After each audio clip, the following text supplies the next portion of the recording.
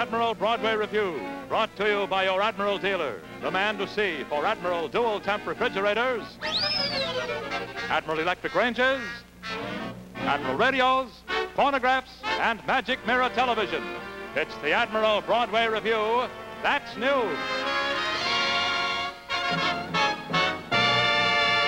Starring Sid Caesar, with Mary McCarty, Imogene Coca, Marge and Gar Champion, Bobby Van, Roy Atwell, James Starbuck, Ronnie Cunningham, Tom Avera, Judson Lair, Kenneth Ramo, Boris Runanin, George Reish, Barbara Cole.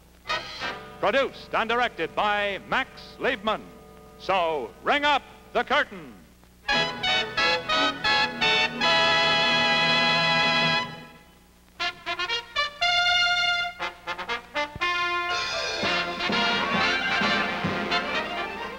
The top of the evening to you. It's time for your Admiral Revue. To make each Friday sweeter than a honeycomb, we try to bring Broadway right into your home. The top entertainment for you. A topical musical that's new.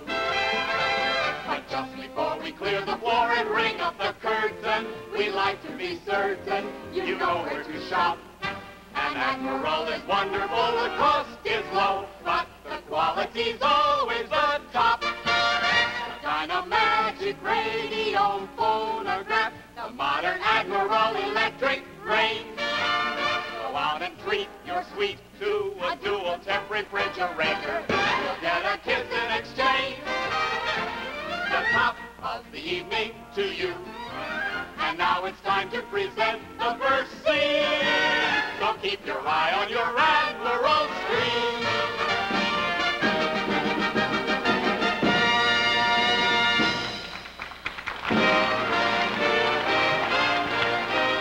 The Admiral Broadway Revue, this week with a happy blend of song, dance, and comedy, brings you some events of the day in a new review. That's news.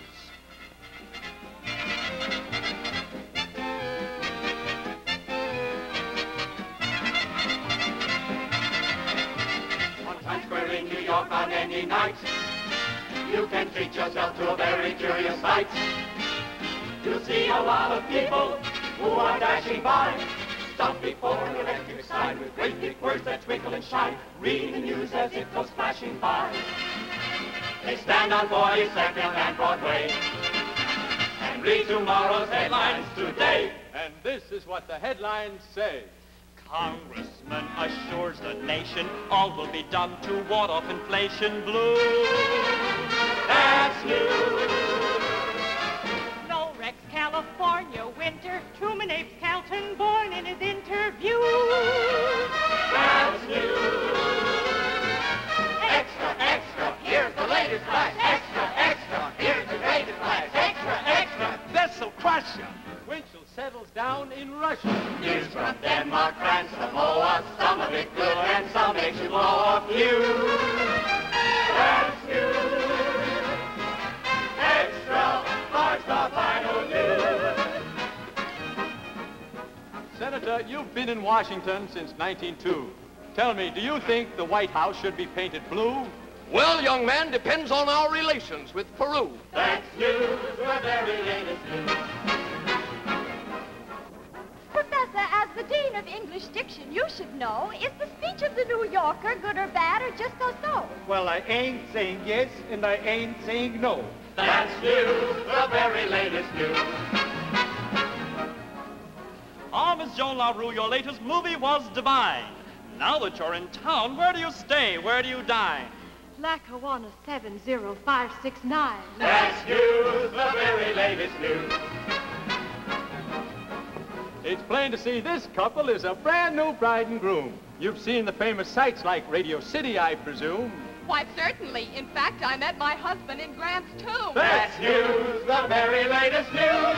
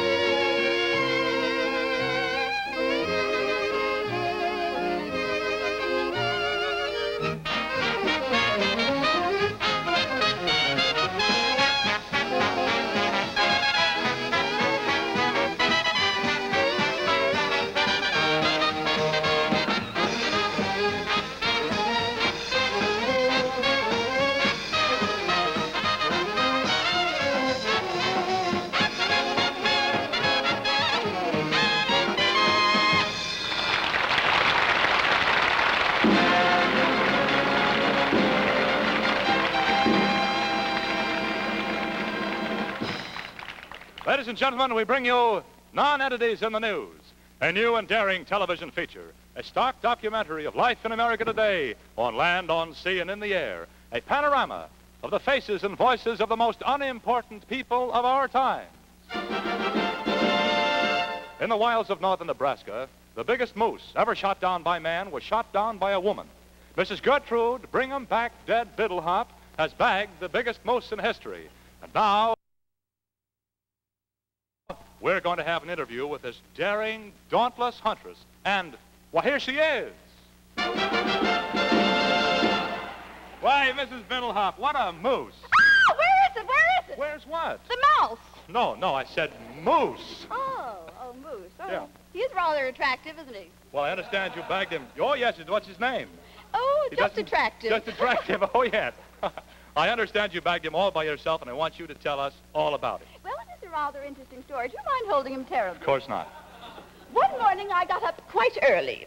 I went out to the river, got into my canoe, and started to paddle. Moon, dear, how... Then I saw him naturally, standing on top of a hill. So I got out of the canoe and started crawling up the hill, very slowly, inch by inch, inch by inch. Finally, I reached the top. There he was, not 20 yards away. So I reached for my gun. Then I realized something was wrong. I didn't have my gun. So I got down the hill, got into my canoe, and paddled away. Moon, dear, ha-ho. I got to my cabin, I got my gun, turned my canoe around. Moon, dear, ha-ho, dear. There he was, standing up on top of the hill. He hadn't moved a bloody muscle. So I started crawling up the hill, inch by inch, inch by inch. Finally, I reached the top. There we were, face to face. The chase was on. I started running, naturally. Then I decided this wasn't sportsmanship, so I turned around, took careful aim, and bagged him. And now that it's all over, Mrs. Biddlehop, how do you feel about it now? Well, I feel this way. It was either him or me. The woods certainly wasn't big enough for both of us. Could you give us a demonstration of your marksmanship? I'd adore to. Fine. In marksmanship, you must be very careful to have a very good stance. Take careful aim at the animal and squeeze the trigger slowly. There you are.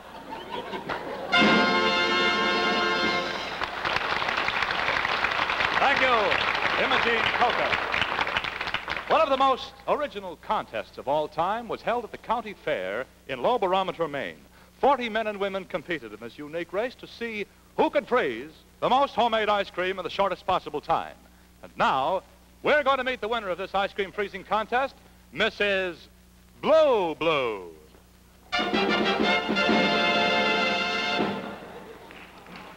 How do you feel? Not so hot. Could you perhaps give us some of the details of this fascinating contest? I had to go where the temperature was the coldest, so I went down where the lake was froze, and I made an opening in the ice, and I stuck my freezer down in the ice there, and I had a little trouble with the milk. I had to chop it up before I mixed it in with the other things, but I made 60 gallons of ice cream in 20 minutes, so I won. Well, how did some of the other contestants make out? Mr. Labrador opened his mouth and talk, and the breath froze in his mouth. They've been trying to thaw him out ever since. And Mrs. Greenland gave me kind of an icy stare, but that's all. Now, tell me this. What do you expect to do with the $5,000 prize you won? Spend the rest of my life in hot springs.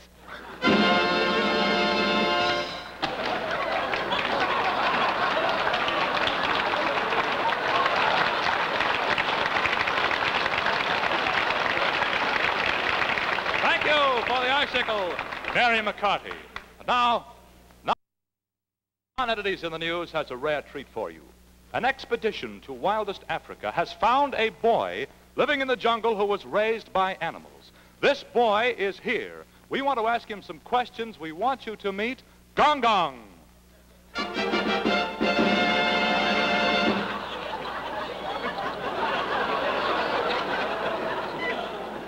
Gong Gong, you have been in our American civilization for some time now. Tell us, what do you think of our civilized food? Food? Food and I can a knife and a fork and a knife and a fork carry my eye. I take with the hand. Take a piece of meat, look with it down. That's no good. Gong Gong, do you have any comments to make about our traffic system, our traffic? Oh, can I put in a walk across the street and then ooga, you're not knocking it in, see my knife, banging the head, I can't see that. Even I would walk with him, I say, you're no good. I'd like to know if you have any thoughts about our housing. Our housing. House? Oh, house. House in a walk-in, you got like this, yeah, in a room like this, why you can stand there, nobody there. You get in a bed, no bed, you gotta stand up, sleep, you go down, no good. Gong Gong, I have one more question for you. What do you think of our women? Women? Yeah.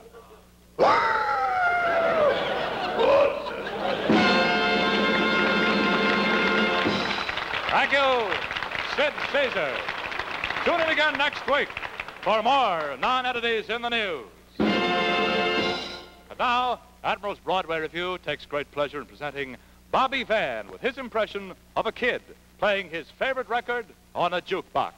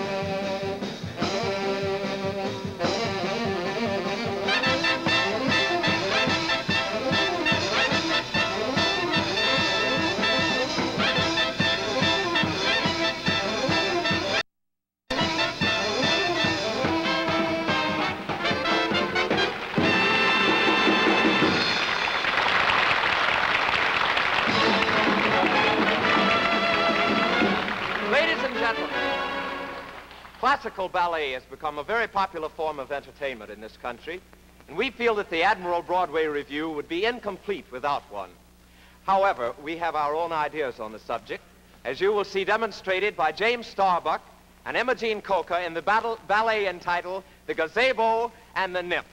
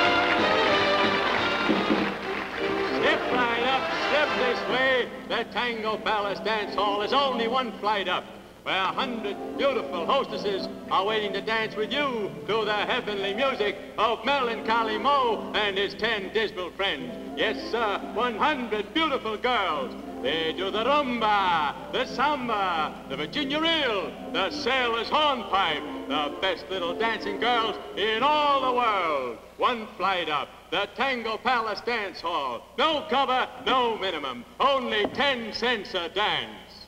Step right up, step this way. The Tango Palace Dance Hall is only one flight up. The best little dancing girls in all the world.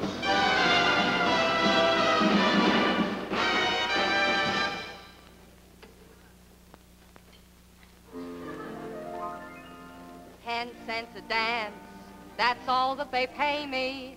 The bums, they ought to pay me more. For one lousy dime, they get a contract to push me around the floor. For 10 cents, they dance on my bunions. A dime's worth of me they embrace. It's their privilege if they've eaten onions to breathe them in my face.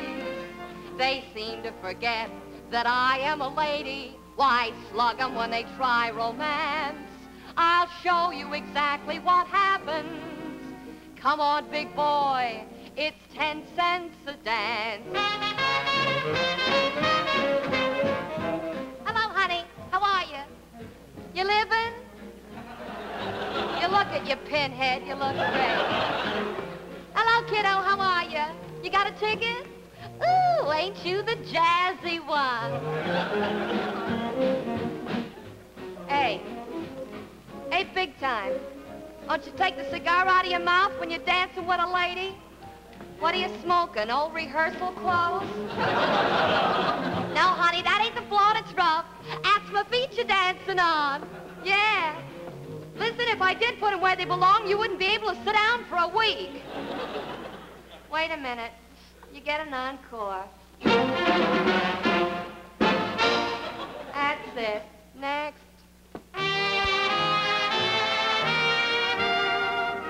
Laughing and scratching, mostly scratching.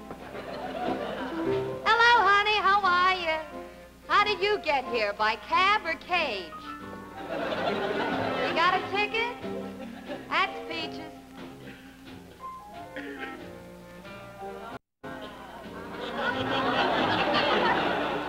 Yeah, the music's pretty.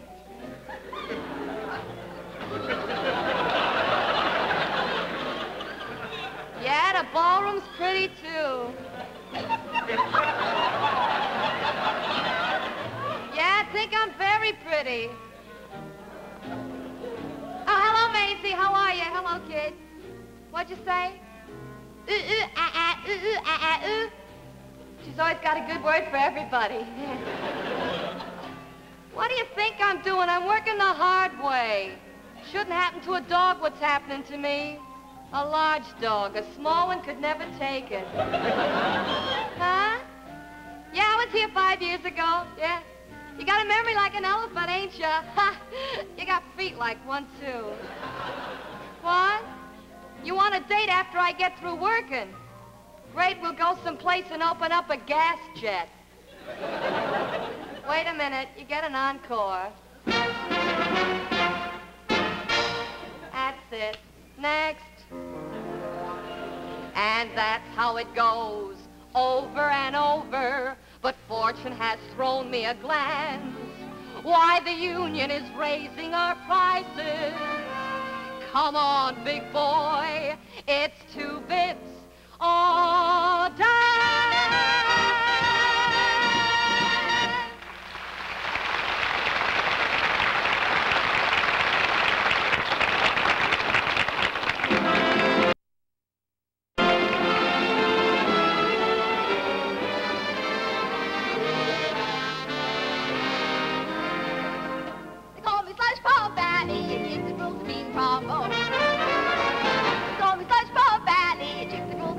Don't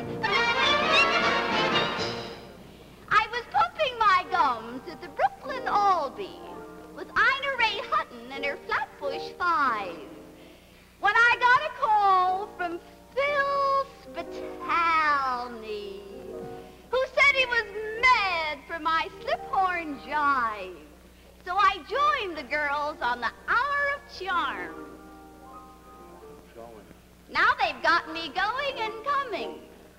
36 hours a day I'm pushing this arm, working over a hot hunk of plumbing. Now I'm no longer slush pump and it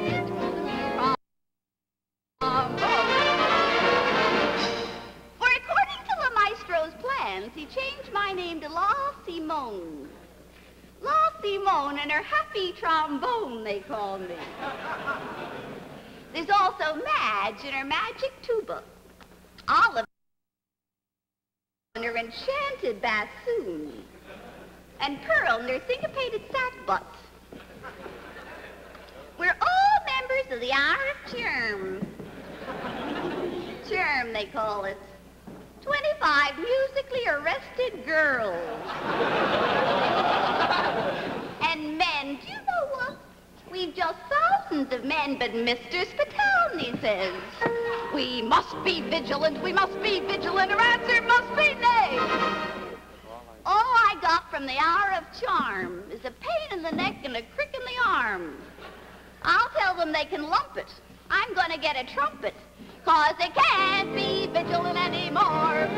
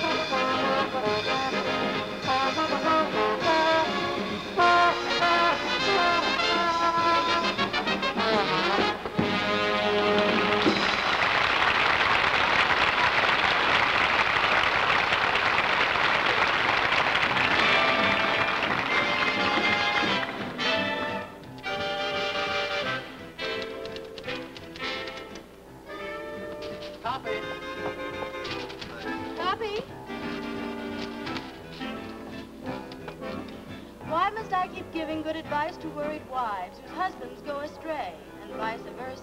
Why must I write columns on the properties of ice, compiling statistics, convincing all the mystics that science will keep things from getting worse? When I want to make love, I'm so full of data. I talk to my girl, and all that I can say to her is, 5 times 5 is 25. Please believe it's true.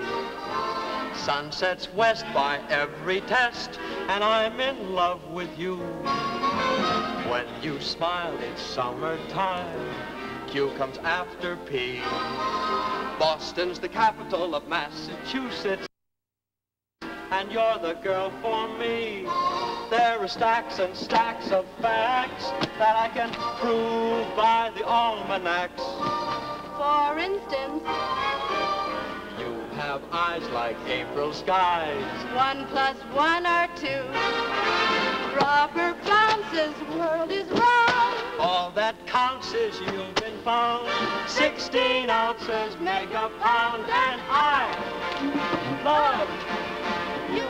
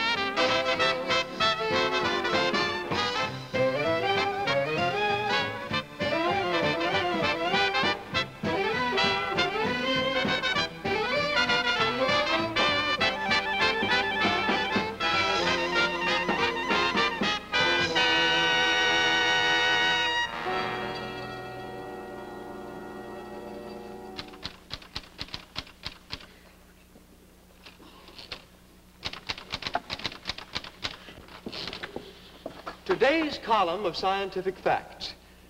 The overall distance from the moon to the Earth is 216,420 miles. figures show, in the spring, a young man's fancy lightly turns and turns and turns to thoughts of love. The longest suspension bridge in the world is known as the Golden Gate on the Pacific Ocean. Now, the Pacific Ocean is a large body of water. It is wet. 365 days equals 1 year. 366 days equals 1 leap year. Love is a 4-letter word. Birds fly, fish swim. June 21st is the longest day in the year. Birds fly, fish swim. June 21st is the longest day in the year.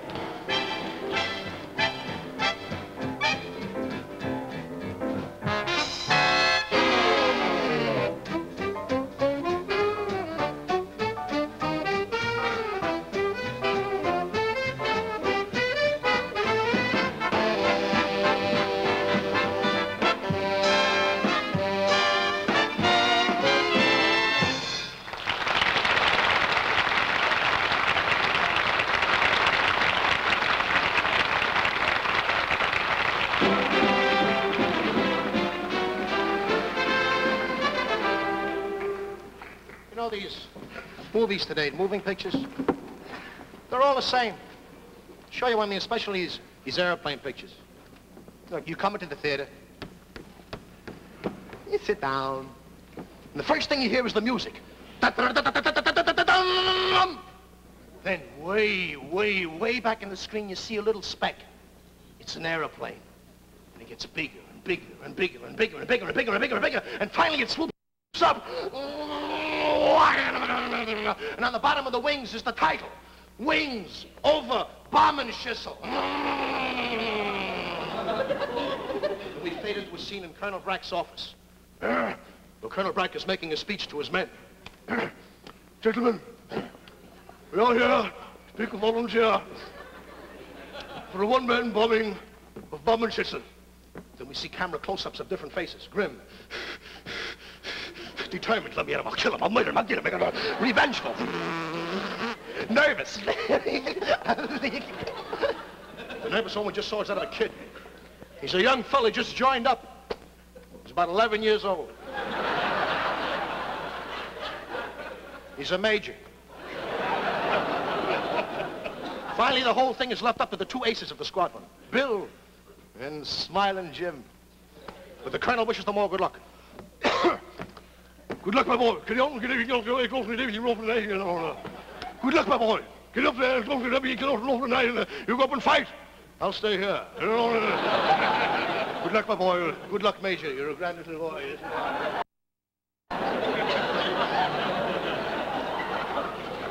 Now we see Bill and Smiling Jim in the locker room. Two handsome men. One with a mustache and one without a mustache. That's for the girls who like mustaches and the girls who don't like mustaches. Smiling Jim speaks first. I'll take up the plane, Bill. You marry Jane. Bill speaks. Nah, Jim, I'll take up the plane. You marry Jane. Jim goes, look, Bill, out the window. See out there, quick. It's better this way. Puts on his flying suit. Zip, puts on his parachute. Up there, upfield. Into his plane. Contact. Switch on. Turn her over.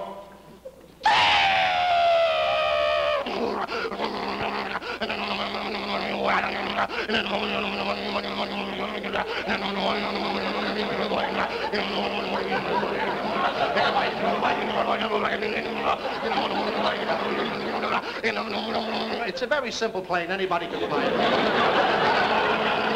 Roger, Roger, Roger, Roger, Roger, Roger. Somebody tell me who is Roger. Taking off on runway number 4, clear the field, please. Wind information, wind northeast by southeast, southwest, across and down, on south side of the field, come across the altitude, I'm going straight ahead. Taking off now.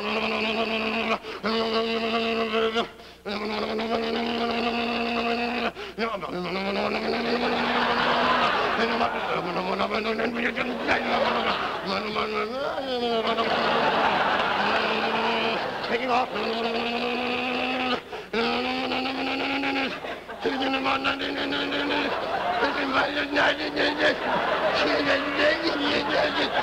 It's a heavy plane, you know. Now the scene switches back to Bill lying unconscious on the locker room floor. He gets up. What happened? What happened? He knows what happened. Runs up the control tower. Says the orderly. Where's Smiling Jim? Just took off from the plane, sir. Well, get me in contact with him right away. Yes, sir. Jim. Jim, you fool. Bring that plane in immediately, you hear me? Bring that plane in immediately, you fool, you! There's no propeller on it!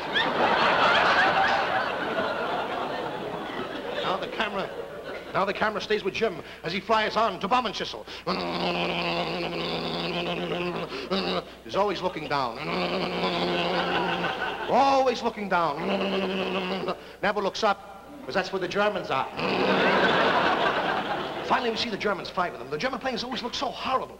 Always black, the big swastika and the skull and the crossbones and the pilots. Always with the black mustache, the square goggles and the black helmets. They look so mean. But the Americans, nice, clean-cut fellas. Finally, the German squad leader looks down. He sees Smiling Jim. He says to his comrades, Achtung, Achtung, bleiben wir stehen für die Platz.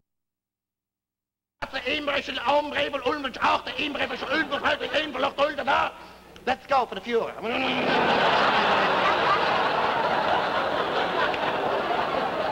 Smiling Jim looks up, sees the German planes coming down. He swoops his plane up. He's always smiling. Gets a position. Opens up. Two German planes go down. But still the Germans come on. And the American... Jim gets a position again. Opens up. Two more German planes go down.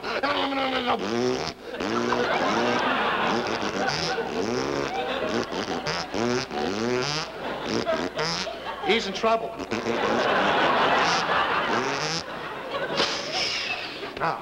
Now there are only two planes left in the sky. The German and the American. Jim gets in position again. Opens up. Jim guns are jammed. Meanwhile, the German swoops around, gets it back at Jim, opens up. Jim's tail is gone. Again, the German comes in. Jim's right wing is gone. Again, the German comes in. Jim's left wing is gone. Now, with no tail. No right wing, no left wing, no machine guns. He heads straight for the German.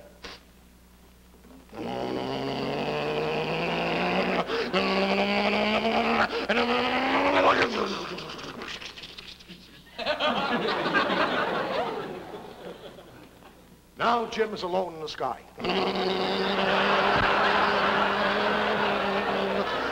He looks down, he's over Bommenschissel, opens his bomb bays, looks into the bomb sight. There goes the factory. There goes the chemical works.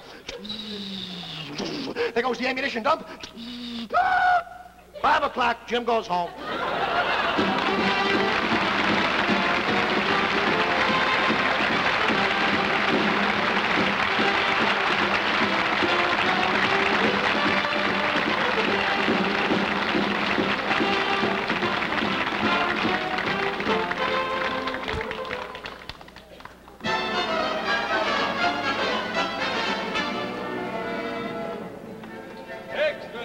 Penthouse murder! Extra penthouse murder!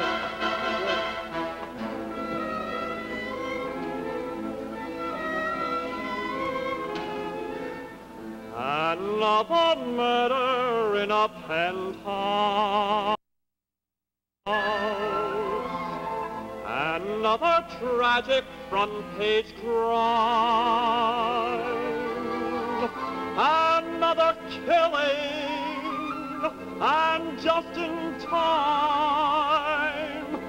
to make the 3rd edition.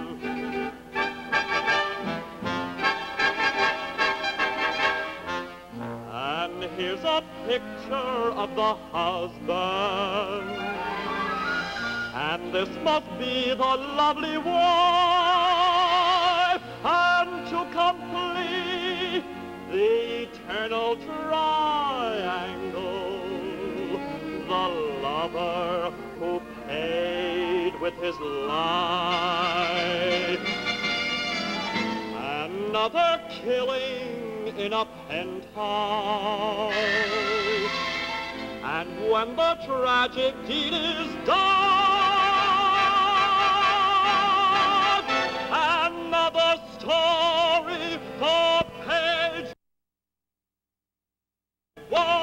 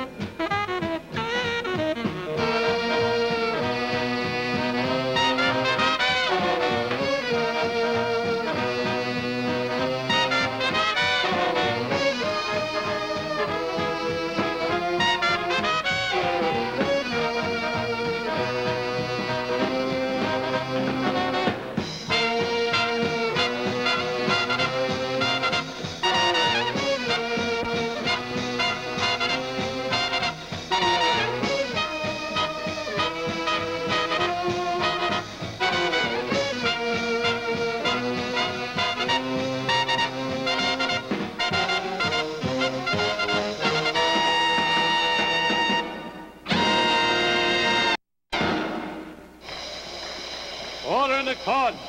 Order in the court! The state versus John Doe. The charge, murder.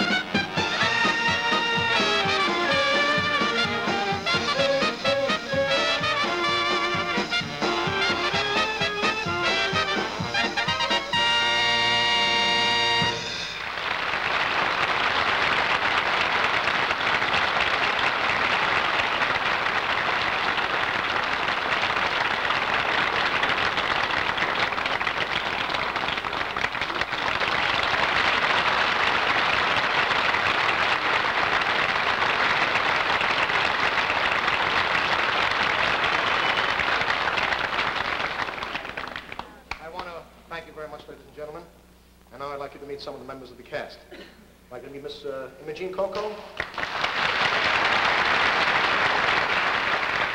Mary McCarty, $1,000 champion, Royal Admiral. And, well, we want to say one thing, that these things are, well, they're just that. We feel warm, and we had a suggestion that we want to meet us. So here we are. So tune in again, stop, look, and listen to the Admiral Revue. Good night.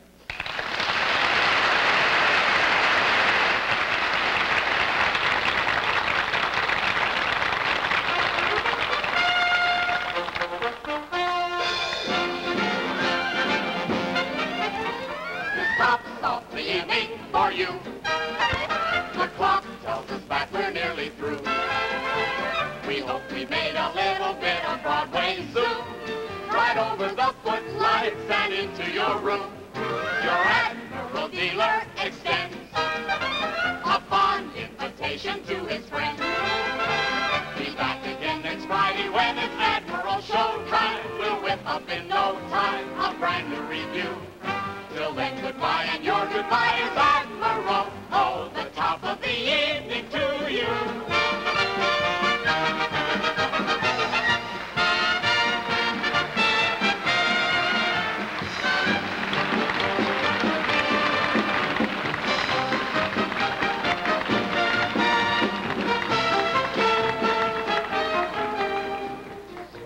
Be with us again, same time, same channel next Friday night, when your Admiral dealer, the man to see for dual temp refrigerators, electric ranges, radios, record players, and magic mirror television, bring you another star-studded Admiral Broadway Revue.